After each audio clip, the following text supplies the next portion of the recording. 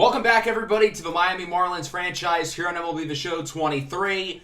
We have made it to the end of season number 2. We will be wrapping up the regular season today. We'll be going through the minor league playoffs, and we will have our stud and dud of the year voting. For those of you who need a quick reminder what that is, the point of the stud and dud system is try to reward players throughout the organization, majors and minors, who are playing well, and punish those who are not playing well. I have 3 Major League Stud of the Year candidates, 3 Minor League Stud of the Year candidates, and then 3 Major and Minor League Dud of the Year candidates. And you guys will get to vote for which players deserve the awards or punishments. There is a Google form in the description where you will be able to vote. I'll be going through everybody's numbers and whatnot at the end of the episode after we get through the season.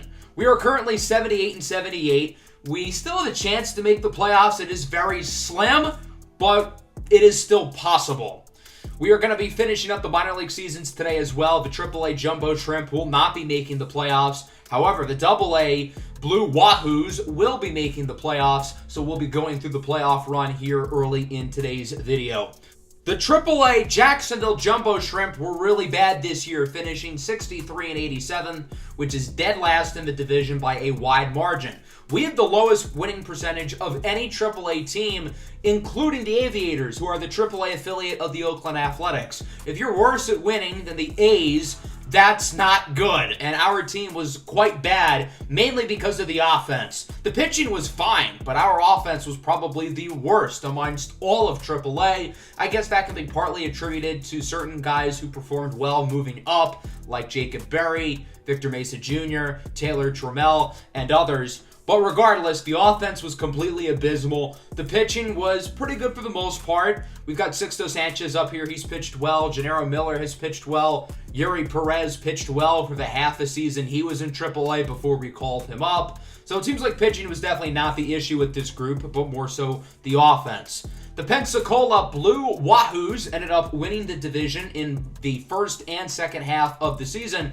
We actually only won the division here in the second half by just 1 game over the Braves and the Biscuits. And this last game against the Braves literally decided the winner of the division. Robbie Jones, 8 2/3 scoreless. Woody Landry and Joel Beltran both homered. Our draft picks really making an impact there with the division on the line. So we're going to go through the playoffs today. We're going to look at Woody Landry and what could be his final career minor league games, with the possibility of him starting next season in the majors with how well he has hit the ball, skipping AAA completely. We're going to get a look at other notable prospects like Khalil Watson, Joel Beltran, Kevin Alcantara, and others. And of course the pitching, led by, of course, Robbie Jones, along with some of their other draft picks like Cameron Norman and Fernando Cortez. The Pensacola Blue Wahoos won the AA Southern League Championship last season, and since we won the division in both the first and second half of the season, we will automatically advance to the championship, where we will face off against the Tennessee Smokies. We made some roster moves to shuffle things around. We brought Kevin Alcantara back down here. He was in AAA over the last month or so, as we face off against the Smokies, who are the AA affiliate of the Chicago Cubs. It is a 5-game series. First to 3 wins. We're going to simcast games and hop in if they get close. So here is game 1. We've got Robbie Jones, the ace of the staff, on the mound. Our second-round pick last year out of the Netherlands, facing off against a pretty talented group. Tennessee scores immediately in the first inning, so they are already on the board. Jordan Wicks, a former high draft pick of the Cubs, is starting for them. And now both pitchers are really getting into a groove. Jordan Wicks and Robbie Jones are both looking quite good. Neither offense is getting much of anything, as it's still 1-0 going into the 7th inning. Robbie Jones allows an early double to Owen Cassidy, so we're going to take him out of the game. He'll be replaced by Jacob Miller, who can hopefully get out of the jam here against the bottom of the Tennessee order, and it looks like he will. Jordan Wicks still cooking for Tennessee. He does allow a walk to Jose Gerardo, who basically never walks. Khalil Watson singles, and then the following batter grounds out. So now we're in the 8th inning. It's 1-0. It's a super competitive game. I think we're going to hop in here and try to finish off this ball game. Anthony Maldonado is into the game for Pensacola as he strikes out Bryce Ball. Now facing off against former big league veteran David Bodie. He pops it up to first, And the top draft pick, Woody Landry, currently the number 3 prospect in all of baseball, comes down with it. Again, these could be Woody Landry's final minor league game, so we're hoping that he can end off with a bang. Ben Leeper is in for the Smokies here in the bottom of the 8th inning, replacing Jordan Wicks after 7 dominant scoreless innings. Woody Landry leads things off. He crushes this one into center field. Back at the track, at the wall, and that one's going to drop for extra bases. It nearly was a homer, but instead Landry will dig it into third with a triple. Woody can move for a first baseman. He was towards the top of the Southern League in stolen bases, showing off his speed. Kevin Alcantara is up next, looking to drive him in. That pitch well out of his zone, but he still hits it well for a single into right center. Woody Landry will be safe at home, and this game is tied up. Kevin Alcantara with an RBI single against his former team. He was with the Cubs organization before we traded for him last year at the deadline. Norel Gonzalez is up now. He hits this one into the gap. Alcantara making his way over to third. And the Pensacola offense is on fire to start the bottom of the 8th inning. So the Smokies are going to make a pitching change. Ashton Godot will look to get them out of the jam. Big opportunity here for the catcher Joe Mack, who really struggled in AAA this year, but in AA he has been fantastic. Mack grounds it over to second. They're going to turn 2, and since the infield was playing in, the runner never really had a chance to go home. So they turn the double play, nobody scores, and now Jose Gerardo, who's a really bad contact hitter, is going to need to get a base hit, and he strikes out looking. So the Blue Wahoos do get 1 to tie the game, but it feels like we could have done more. Into the 9th, nice play by Ishmael Alcantara for the first out of the inning. 2 away now for Owen Cassie, who flies this one into left field at the track, at the wall. It is caught by Anthony Peguero. We will go into the bottom of the 9th and see if Pensacola can walk it off with the 8-9-1 hitters due up, a bunch of the infielders. We'll start with Ishmael Alcantara. He was part of the Gavin Lux trade this deadline. Hits it well into left field, and it is caught. I thought off the bat this game was over, but it just does not quite have enough carry as Justin Henry Malloy hauls it in. 2 away for Khalil Watson. Hits it well over to first. It's a perfect, but the first baseman does a good job of deflecting it. He will make the play, and that'll wrap up the inning.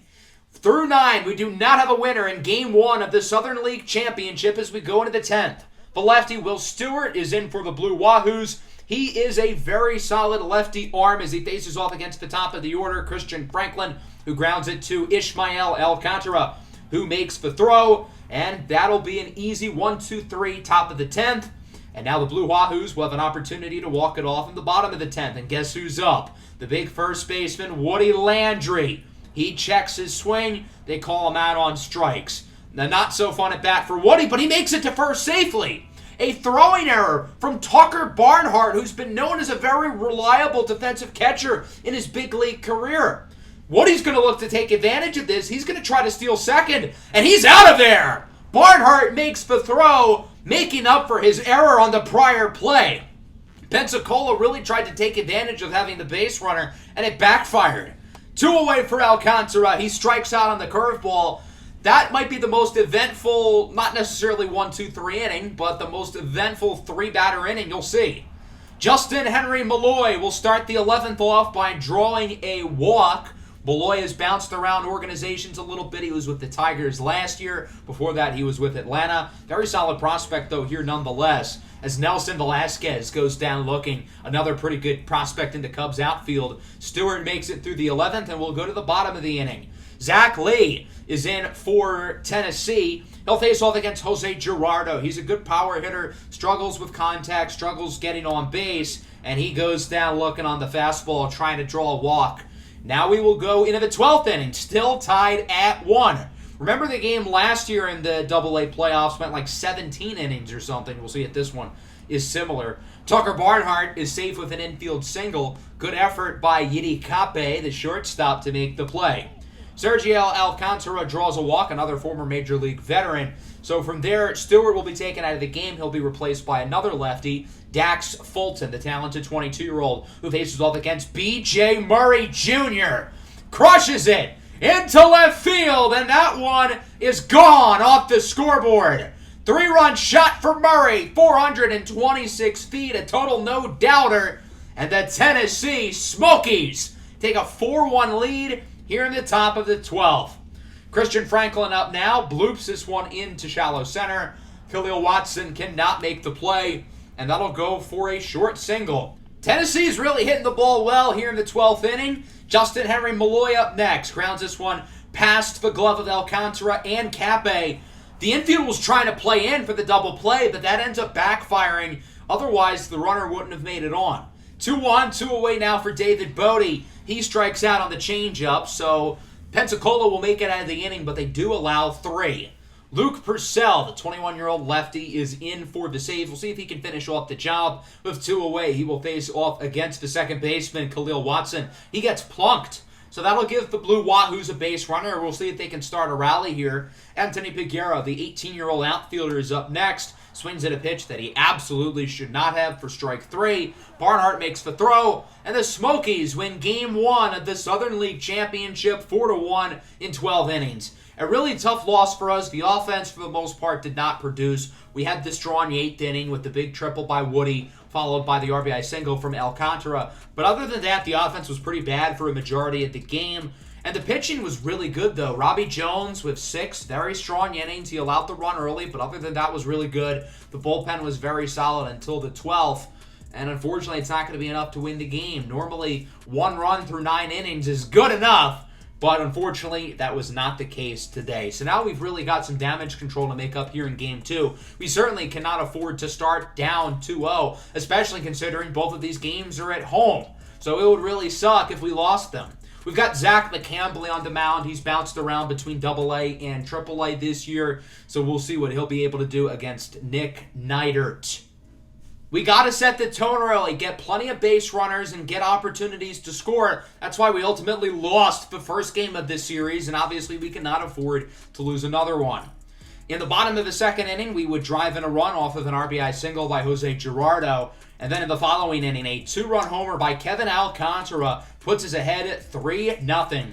Tennessee gets one back in the 5th, but for the most part, Zach McCambley's looking really good. We get another one in the 6th, we're up 4-1, and we're in a good spot to where we can finish out this game. Rico Garcia with a good scoreless inning. Garcia will stay in the 8th. He allows another run, but we're still up 4-2. We've got our lockdown closer, Jorge Mercedes, in to finish off the job, and it looks like he will. So the Pensacola Blue Wahoos tie things up. We win the second game 4-2. The big homer by Alcantara in the 3rd inning really gave us some momentum to continue through the game. Zach McCambley, 6 innings, 1 earned run, another very solid start from him. The pitching has been really good through the first 2 games of the series, so hopefully we can keep it going on the road in Tennessee. If we win one of these next 2 games, we can bring it back to a Game 5 at home. Obviously, we would love to win both of them and finish off the job early. Alfredo Romero will be starting for them. He'll be going up against Clayton Beater, who allows a homer to David Bodie in the bottom of the 2nd. Tennessee takes a 1-0 lead, then they drive in another one in the 4th, but we would tie it up in the 5th. Kevin Alcantara with another homer. They would get one back at the bottom of the 5th, making it 5-3. We'll take Clayton Beater out of the game, replace him with Bryson Watts. He gets through the 6th, no problem. So we're down by 1 going into the 7th. I think this is another good opportunity for us to hop into the game. Khalil Watson is up with one away, singles it into center. So that'll give Pensacola a nice base runner here. We'll see if we can really try to start a rally here, potentially tie or take the lead. As the Smokies will make a pitching change, Brendan Little is in the game. He'll face off against Woody Landry. 3-1 count. Landry looking to capitalize, but instead he grounds out to 3rd. Woody's been very bleh throughout the postseason. He only has the 1 hit, which was the triple back in Game 1. Bottom 7, Mott still in the game as he allows a base hit to Nelson Velasquez, looking to leg this one into a double, and he is safe despite a really good throw out and right by Jose Girardo. Runner on 3rd now for Owen Cassie. He strikes out in the curveball. We'll see if Bryson Watts can now get out of the inning. It's B.J. Murray with 2 runners aboard. He singles into right. That'll score a run, making it 4-2. Murray had the big homer back in Game 1. Speaking of big homers, Christian Franklin crushes this one into left field, and that one goes over the Giants scoreboard. 3-run shot for the Smokies. They lead 7-2. Not looking good for a rally. The score would remain 7-2 here in the top of the ninth as Khalil Watson draws a walk. That'll bring up Kevin Alcantara, who has back-to-back games of homers. We could really use another one right about now. Instead, he lines it to second, flips it over to short, and the Smokies win this one 7-2. So with that, the Tennessee Smokies have a 2-1 series lead. So we've got to make the comeback here. We've got to win 2 in a row. Otherwise, we will not win our second consecutive Southern League championship. Again, the offense really laid an egg. Kevin Alcantara has been phenomenal through the playoffs, but everybody else has been pretty disappointing. We need more out of Woody, Peguero, Mack, even Khalil Watson. We need all these guys to really step up. Otherwise, we won't be able to come back here. Tennessee had their best offensive game of the series. They made some plays early. They dropped 4 in the 7th, and that was ultimately good enough for them to win the game. So that'll bring us into Game 4. On the road, we've got to win this one and position ourselves for a Game 5 where we can hopefully put Robbie Jones on the mound and put ourselves in a position to win. But we've got to take this game before we're able to do that. We've got Cameron Norman on the mound. He was our 4th-round draft pick last year out of the University of Maryland.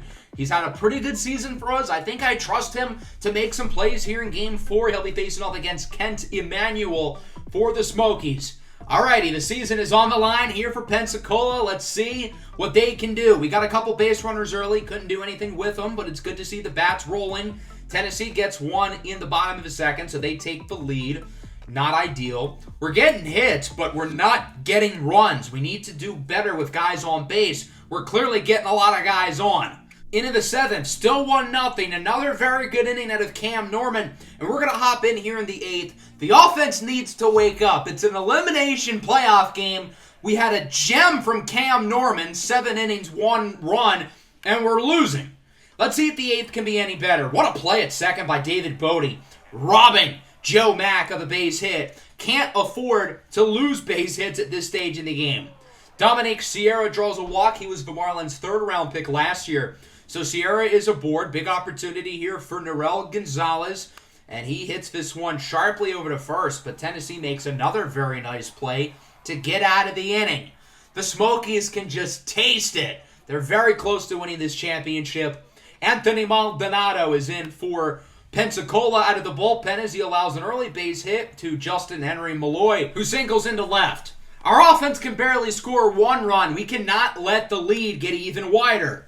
Thankfully, it doesn't look like that'll be the case as Nelson Velasquez grounds into a 6-4-3 double play. So that'll bring us into the 9th inning. Pensacola appears to be pretty fired up. Hopefully, they're just trying to get some good energy here going into the 9th with the season on the line against Luke Purcell, the closer. He got the save in Game 1 and is looking to get another one here with the 8-9 hitters due up. Yiddy Cape swings and misses on the fastball for out number 1. That'll bring up Anthony Peguero. He has 2 hits today, the 3-2. Swinging a miss on the fastball.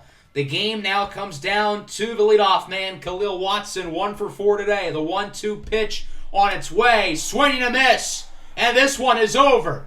The Tennessee Smokies have won the AA Southern League Championship Series as they defeat our Pensacola Blue Wahoos in 4 games, 3-1. The offense, which was the strength of the team throughout the season, really let us down throughout the playoffs. I think we had a total of maybe 7 runs. I mean, that's not going to cut it, especially with 0 runs and 0 extra base hits today in an elimination game. Cameron Norman on the mound was phenomenal. 7 innings, 1 earned run. He was great, and he has to take the loss because the offense did nothing but twiddle their thumbs and dance around and play Ring Around the Rosie. So an unfortunate end to what was a really good season for the AA team. We've got a lot of young guys on there who hopefully are going to learn something from this playoff experience. While I was disappointed with many of our top players' performances throughout this series, hopefully they'll use it as a learning experience to get better in the future. Speaking of playoffs, our Marlins need a lot to get in. We've got 6 more games at home, 3 against the Braves, 3 against the Mets. As we look at the standings across the league, the Rays and Guardians have won their divisions. The Astros currently lead the Rangers by 1 in the West. Both of those teams have already clinched playoff spots. The Yankees, Blue Jays, and Mariners are battling for the last 2 wild card spots. The Braves have won our division. The Cubs look like they're going to win the Central with a September fall-off from the Cardinals. And then the Dodgers are looking to break the all-time MLB wins record. The Padres behind them already had the number one wild card spot. The other two are still up for grabs, and we are certainly still in the race. But we need a lot of things to happen. We need the Phillies, Cardinals, and Giants to all struggle, and we need us to play really well. And we've got 3 games against a very good Atlanta team and 3 games against the Mets, who have played a lot better over the last couple of months after a disappointing start to the year. So hopefully our major league team can be an example for the minor leaguers as to how to perform in big-time games. We've only got 6 games left against good teams, so we're going to have to produce here down the stretch, and we're going to need some other things across the league to go our way if we want any chance of somehow securing a late playoff spot. I think the best way to see if your team belongs in the playoffs is to see how they do against other playoff teams, like the Braves. So we're going to start by simulating the 3 games in this series. Obviously, Atlanta's pretty good, but hopefully we can take 2 or 3. We would ultimately take 1. We lost the first one, won the second. Shout out to Edward Cabrera, his final start in the regular season. And then we lost the third. So we are now down to 1 game before we are eliminated. We need to win out, and we need some teams in front of us to lose out. So this game against the Mets is an elimination game, and the only possible way we can get in now is if we sweep the Mets, and if one of the Phillies and Cardinals lose out, and we need the Giants to lose some games as well. So our chances are not overly high at the moment whatsoever, but we're still going to try to put our best foot forward and put ourselves in the best position to make the playoffs. We can only control what we control, and that's this 3-game set against the Mets. Yuri Perez, the 20-year-old, will be making his final start of the regular season. He's had his ups and downs, but for a 20-year-old, those numbers are doggone impressive. We'll see what he can do against the Mets lineup, who has performed very well over the last couple of months as he looks to make it out of the first inning pretty easily. He's facing off against Stephen Kwan here with a full count. He was acquired last year from the Guardians, and he will draw a walk. So the Mets have a base runner, and that'll bring up Big Me Pete. Pete Alonso crushes it into left. That's a 2-run shot, and the Mets are on the board early. They lead 2-0. Pete Alonso is a free agent this winter, looking to make himself some money, and that certainly does not hurt. One of the best power hitters in baseball making the play. Brett Beatty is now up for the Mets as Perez looks to make it out of the inning, and he will, striking him out on the curveball. But the Mets do drive in 2 off of the homer by Pete Alonso. Going into the bottom of the first, we will take a look at David Peterson, the lefty, starting for the Mets. The Marlins do struggle against left-handed pitching. They've built their team around guys who hit righties well, not so much lefties. So the Marlins might be in a predicament here today as Luis Arraez quickly strikes out. That'll bring up Brian De La Cruz. Of course, the first-time All-Star this year has been kind of disappointing here in the second half of the year. He goes down looking on the fastball. Mark Canha is up here in the second for the Mets against Perez. He goes down on the curveball. That curve is filthy from Yuri Perez. Francisco Alvarez, the young catcher, is up now for New York. Hits this one well into right field. Sanchez looking to make the play, and he cannot as that ball goes off the wall. Jesus Sanchez's throw to second is a little bit offline, and Francisco Alvarez is in for a double. We'll see if Alex Ramirez can drive them in, as the umpire says he went around for strike 3, and that'll get Perez through the inning. Score remains 2-0. Into the bottom of the second inning now, we'll see if the Marlins offense can get anything going here. Nick Fortes leads things off. Fortes has obviously been phenomenal this year. Hits that one down the line, past the diving glove of Pete Alonso. Fortes looking to make it to second. The throw from right is in time. They got him. Fortes trying to leg a single into a double, and it backfires as Alex Ramirez guns him down.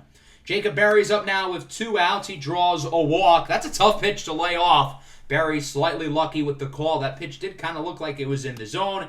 It won't really matter, though, as Jesus Sanchez will ultimately strike out, and that'll get the Mets through the inning as the score remains 2-0. Into the third now, Jeff McNeil leads things off, hits a single sharply into left field, so New York opens up the inning with a base runner. We'll see if they can capitalize and potentially extend their lead. Brandon Nimmo, well-known minority respecter, sends this one into center. That'll go for a hit. So now the Mets have 2 runners aboard and still nobody out. The Mets are really hitting the ball well for the most part today, as that'll bring up Steven Kwan, and he's going to hit this one into the gap, likely for extra bases. Jazz gets to it, but that'll drive in 2. It's a 2-run double for Steven Kwan, and so the New York Mets double their lead as they are now up 4-0. That'll bring up Pete Alonso, homering in his last at-bat, and he's going to homer again. Big Meat Pete with his 2nd homer of the ball game. And the Mets now lead at 6-0 as this game is quickly turning into a blowout. Yuri Perez is getting rocked. He'll be taken out of the game and replaced by fellow rookie Connor Prelop. 5.36 ERA on the season. Rough outing for Yuri Perez as he finishes up his regular season. The hits are just going to keep on coming for the Mets. Brett Beatty singles into center. That's the first batter that Prelop has seen. The Mets have a lot of lefties in their lineup as well, so hopefully Prelop can do some damage as he gets Francisco Lindor to check on the swing. Mark Hanna up now for the Mets. He's swinging out of his shoes as he misses the slider for the 2nd out of the inning. And then Prelop would get the final out as we go to the bottom of the 3rd. 1 away for Luis Suarez. He gets plunked. So that'll give the Marlins a base runner as they look to try to make a rally down by 6 already. Brian De La Cruz is up now. He has a full count, and he will draw a walk as well. Another tough pitch to lay off. The Marlins trying to have good discipline here today. 2 runners on now for Jazz Chisholm, and he goes down looking. That pitch looked lower than the one for De La Cruz, but okay. Rowdy Tellez rips this one into the gap. That one looks like it'll go for extras. 1 run will score, a 2nd will join. It's a 2-run double for Rowdy Tellez, and the Marlins are on the board as it's now 6-2. If nothing else, it's good to see that the Marlins are going to give a fight with their season on the line, even though they were down by 6. They're not going to quit. Bottom 4, same score. Charles LeBlanc draws a walk, and so that'll give the Marlins a base runner.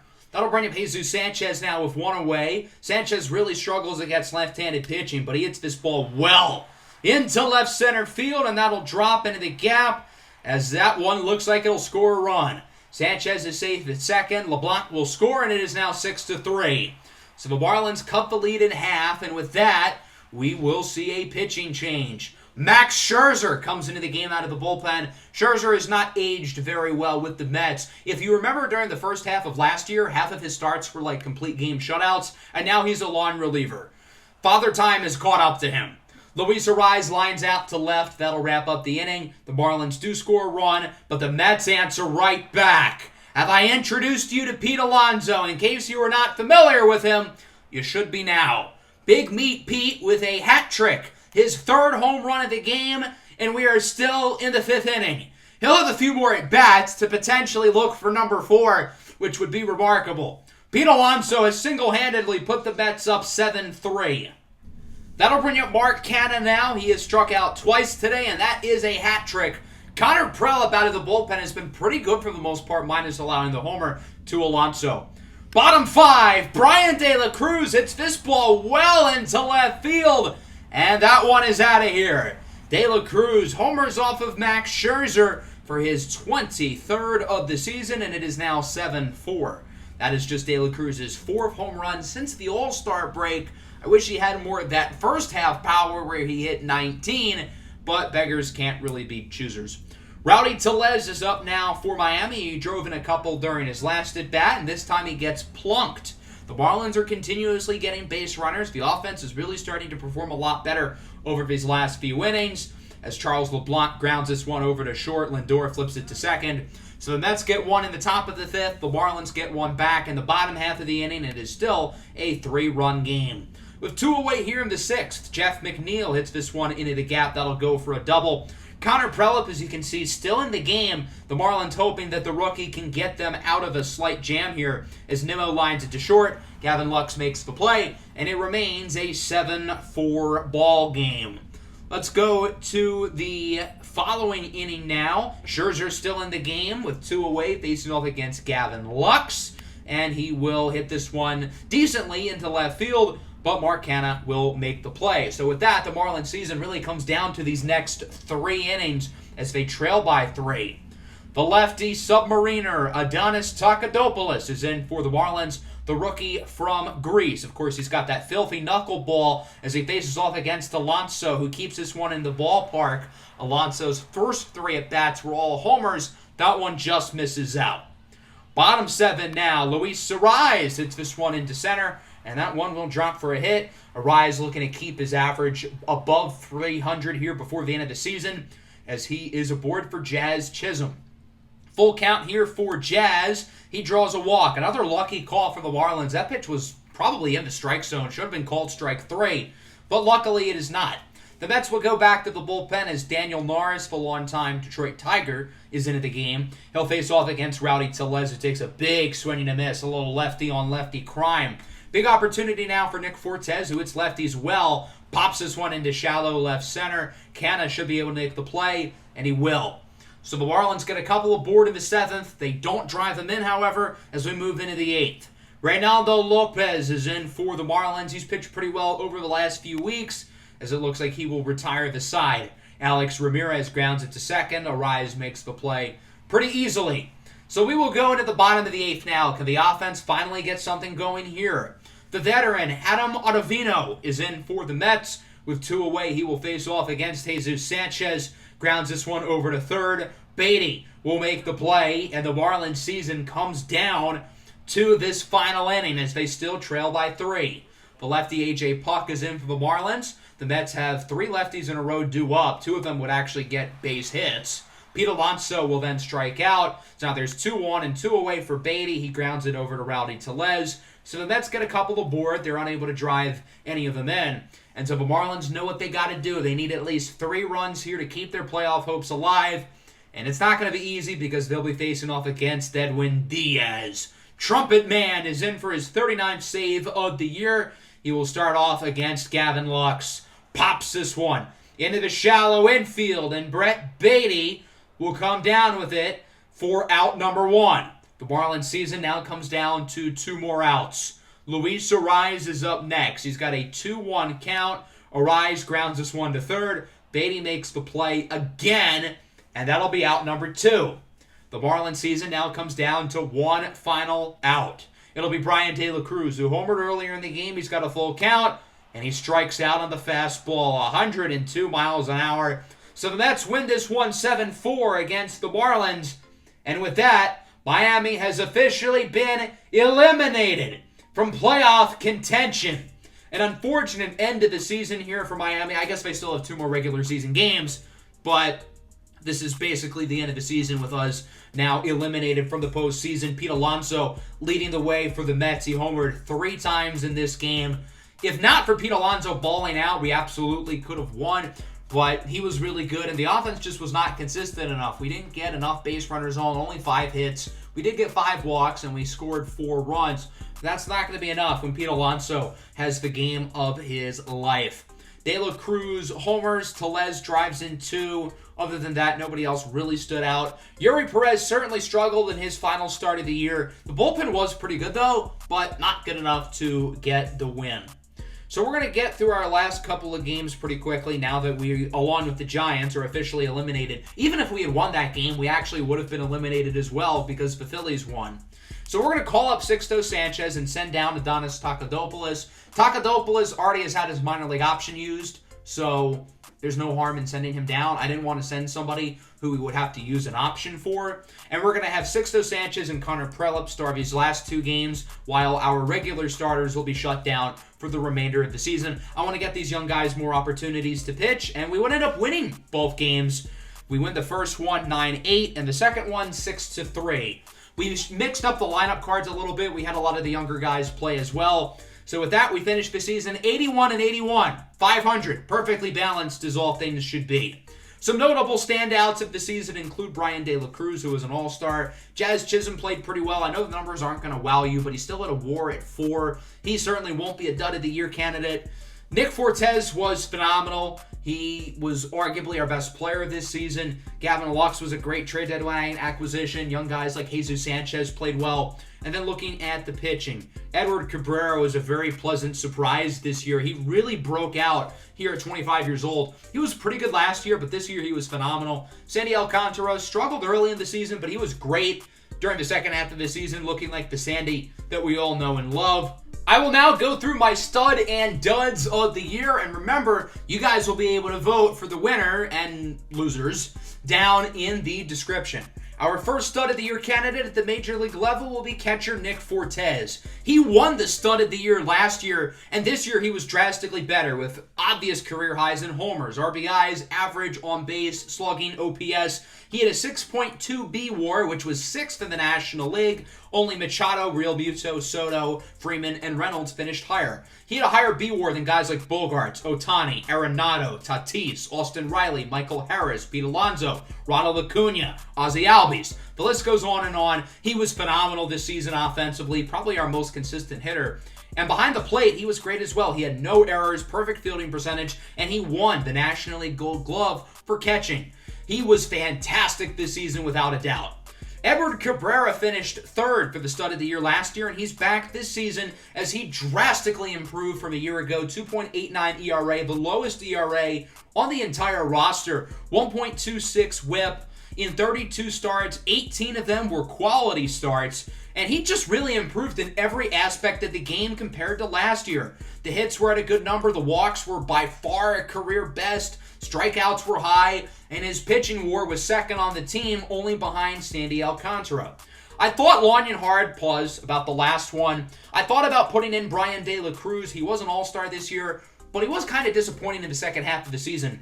So our final candidate will actually be Charles LeBlanc, and I know this feels like a weird one, but you got to keep in mind, the studs and duds of the year are sort of based on expectations going into the season.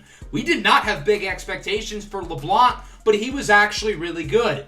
In 93 games, he had around 250, OPS at 774, 15 homers. If you average out to a full year, he would have hit between 25 and 30. 2.4 WAR is a guy who can play a bunch of different positions. He was 5th amongst position players on the team in WAR, and he only played like half the games, which is really impressive for a guy who doesn't seem like going into the series he had a big future on this team, but he has really proven himself as a good player.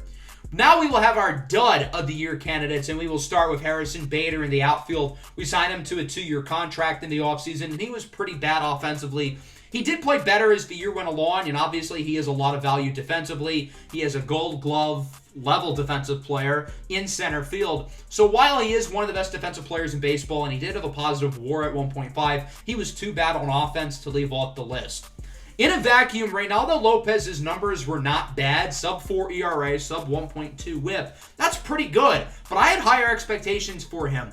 Over the last few years, since he became a full-time relief pitcher, he has been really good, and this year he was only adequate. For most of the year, his numbers were a lot worse than this, but he did play well enough over the final few weeks to make his numbers look better, but overall, he wasn't all that impressive.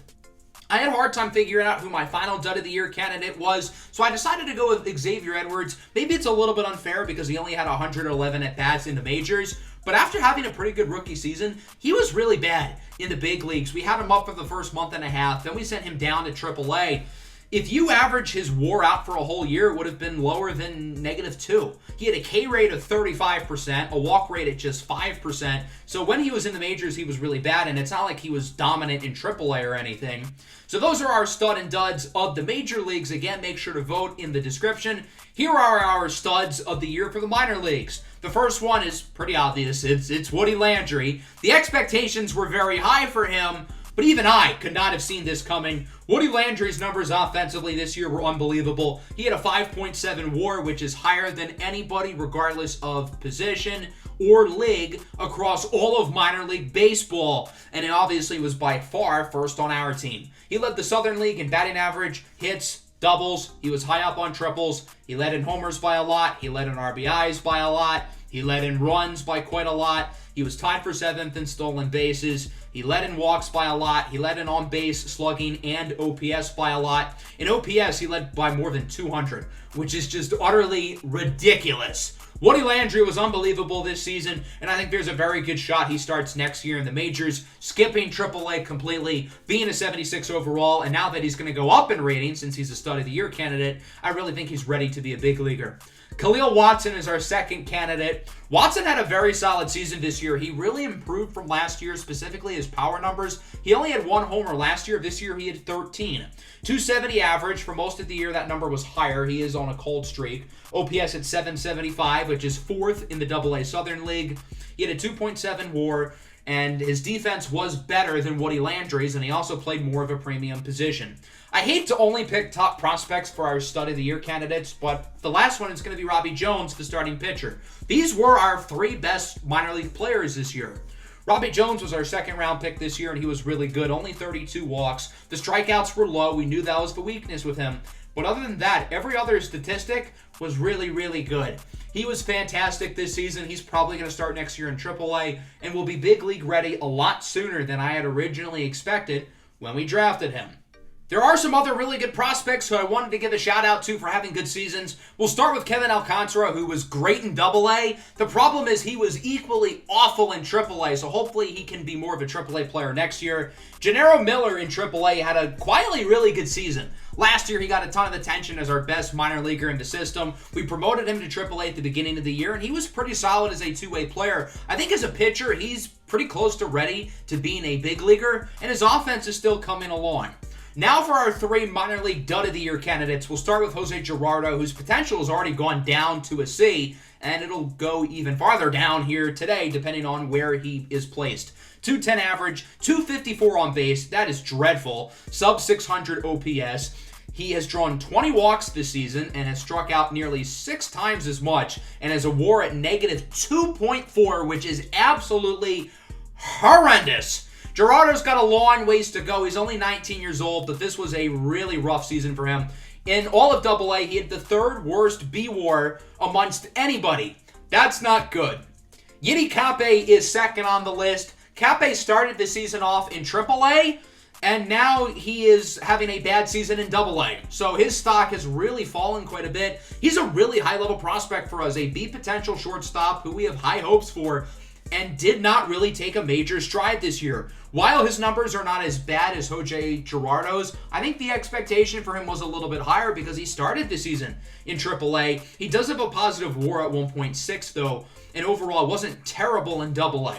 The last one will go to Joel Beltran. He was our competitive balance round A pick last year, which is basically a first round selection.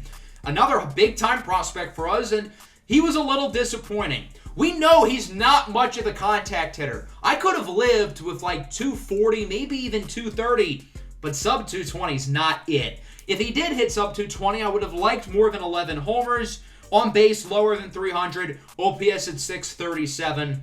I'm a little disappointed considering he's already 22 years old. I had hoped he'd be a little bit more advanced offensively, being a 4-year college player. He was very good defensively this season and had a positive WAR. But other than that, I expected more from him at the plate. While I'm still very optimistic for his future, I was a little bit disappointed. I hope that I could have had him in AAA next season, but I don't think that'll be the case. So let's now simulate into the playoffs now. Obviously, we finished 81 and 81. There's a quick look at the playoff bracket. Let's take a look at the standings as a whole. So the Rays and Guardians, we know they won their divisions. The Astros end up winning the AL West over the Rangers, who are the number 1 wild card. They have lost 7 in a row, though.